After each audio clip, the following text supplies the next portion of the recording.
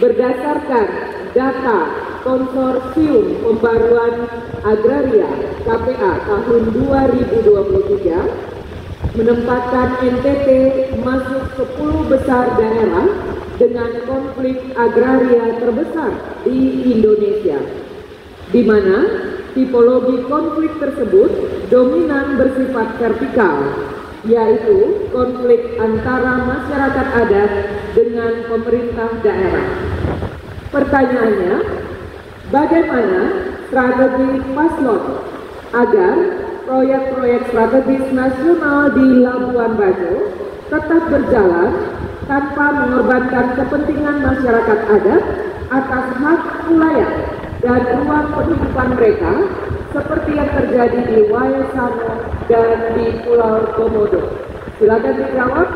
Waktu yang diberikan 4 menit dimulai saat Anda berbicara. Ya, baik. Bagaimana supaya proyek strategis nasional bisa berjalan dengan diwadahi oleh kelompok masyarakat adat?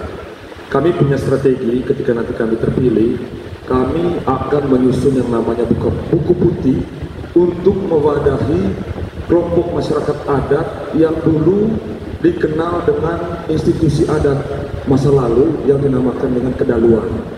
Kalau kemudian 14 kedaluan di Manggarai Barat ini yang hari ini diwadahi dalam instrumen pemerintahan modern dalam konteks kecamatan, kita kembalikan lagi untuk dirumuskan dalam sebuah buku putih terkait dengan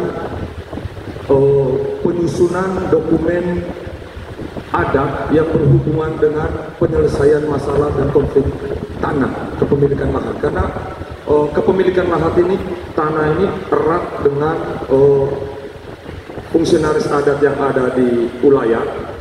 Nah, oleh karena itu, kalau kemudian semua ulayat ini diwadahi, diduduk bersamakan untuk kemudian dihasilkan sebuah dokumen buku putih yang menjadi output untuk menjadi buku suci ketika terjadi konflik-konflik di kemudian hari, kita akan lampirkan dokumen ini sebagai bagian dari keputusan atau peraturan daerah yang nanti sama-sama dijadikan rujukan manakala terjadi konflik-konflik pertanahan yang sama di kemudian hari. Saya pikir ini yang akan kita lakukan. Polanya adalah dengan melakukan kerjasama dengan perguruan tinggi negeri yang ada di baik itu UI, UGM, lalu kita kerjasamakan dengan pemerintah daerah difasilitasi oleh Pemda dan untuk mewadahi seluruh ulayat yang ada di Manggarai Barat. Dalam hal ini 14 kedaluan yang tersebar di Kabupaten Manggarai Barat khusus untuk menyelesaikan konflik agraria dan pertanahan. Saya pikir itu dari kami. Terima kasih. Baik, saya tambah sedikit terkait dengan konflik tanah ya.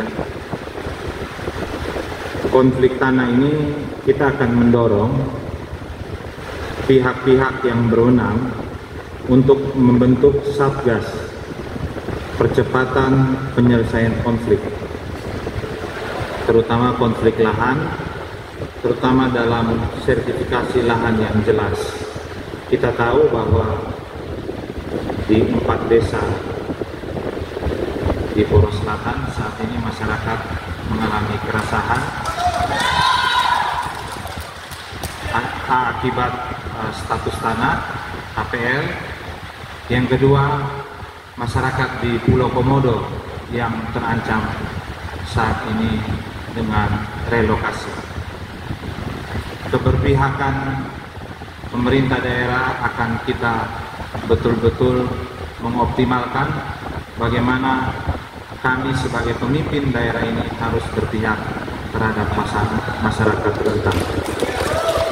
Sekian dan terima kasih Pak. Selanjutnya kami berikan kesempatan kepada pasangan calon nomor urut 2 untuk memberikan tanggapan atas jawaban paslon. Waktu Anda 2 menit dimulai saat Anda berbicara. Baik, itu tadi bagaimana agar proyek strategis nasional itu tetap berjalan walaupun di tengah ada konflik adat. Tentu sekalian, terutama menurut hemat kami, kalau kita masih susun dulu buku putih, kapan jalannya proyek ini? Proyek ini pasti akan tertunda. pengalaman yang sudah kami lakukan, bagaimana ada komitmen baik dari pemerintah dan seluruh pelaku untuk melakukan yang namanya pendekatan-pendekatan kepada masyarakat. Dan pendekatan ini sepanjang pengalaman kami itu dapat berhasil. Asal pemerintah, bupati, wakil bupati itu mau turun sendiri melakukan pendekatan kepada masyarakat. Ini yang penting dilakukan. Daripada kita menyusun buku bukti, perlu biaya, proyeknya tidak jadi, buku buktinya belum selesai tahun depan. Kita yang rugi. Lebih baik pemerintah melakukan kegiatan pendekatan kepada masyarakat di mana proyek strategis nasional itu berjalan. Dan ini yang sudah kami lakukan dan terbukti proyek nasional itu semua berjalan di Kabupaten Manggarai Barat. Baik, terima kasih. Hemat kami hanya ada dua cara. Yang pertama namanya itu lontoleo. Terus yang kedua melakukan koordinasi baik dengan pemerintah pusat maupun pihak-pihak terkait termasuk masyarakat itu sendiri.